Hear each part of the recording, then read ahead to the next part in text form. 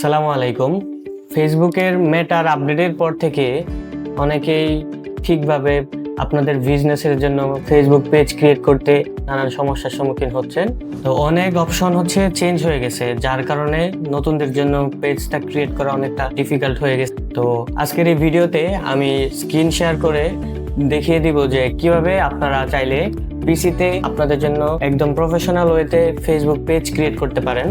তো চলুন ভিডিও শুরু করা যাক। এখন আমরা পিসির স্ক্রিনে চলে আসছি। দেন ব্রাউজারে আমাদের লগ ইন করা অ্যাকাউন্টের বাম পাশে অনেকগুলো ইন্টারফেস দেখতে পারবো। এখান থেকে পেজ অপশনটা খুঁজে বের করে এটাতে ক্লিক করব।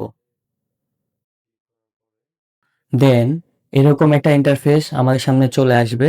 সেখান থেকে ক্রিয়েট এ নিউ পেজ এটাতে ক্লিক করব।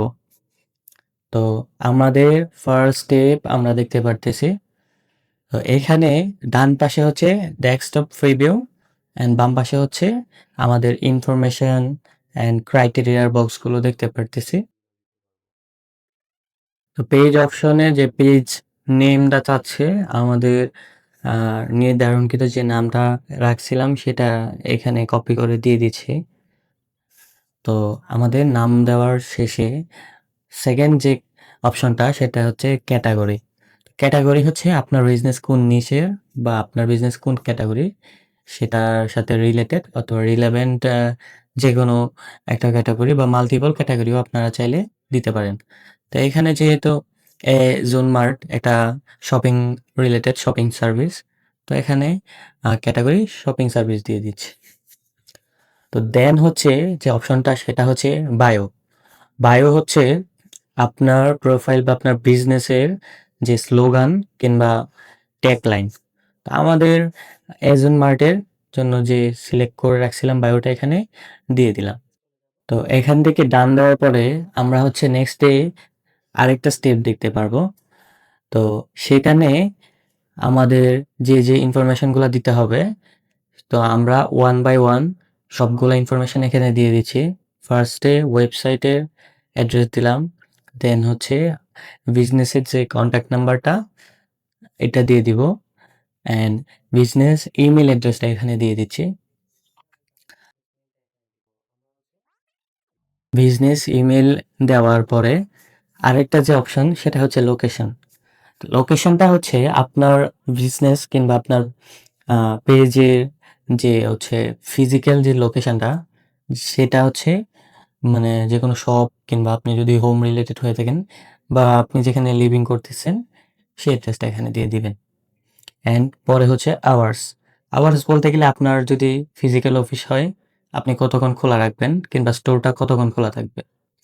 তো ওকে, তো আমরা স্টেপ 2 কমপ্লিট করার পরে স্টেপ 3 তে এখানে দেখতে পাচ্ছি যে এড এ প্রোফাইল পিকচার।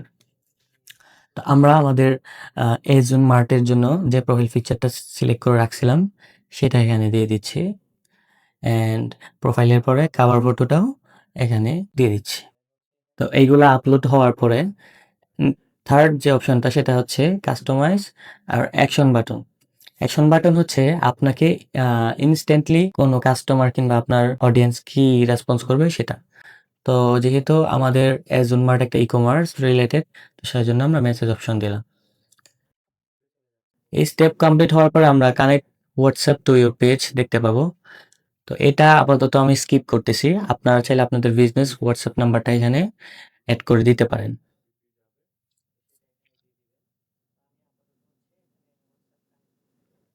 অলরাইট, তো এটা কমপ্লিট হওয়ার পরে যে ইন্টারফেসটা দেখতে পারতেছি সেটা হচ্ছে আমার ফেসবুক যে ফ্রেন্ডস আছে তাদেরকে আমি চাইলে ইনভাইট পাঠাতে পারবো, মানে তারা যাতে আমার পেজটাতে এঙ্গেজ হয় বা লাইক করে। আমি আপাতত এটা করছি না।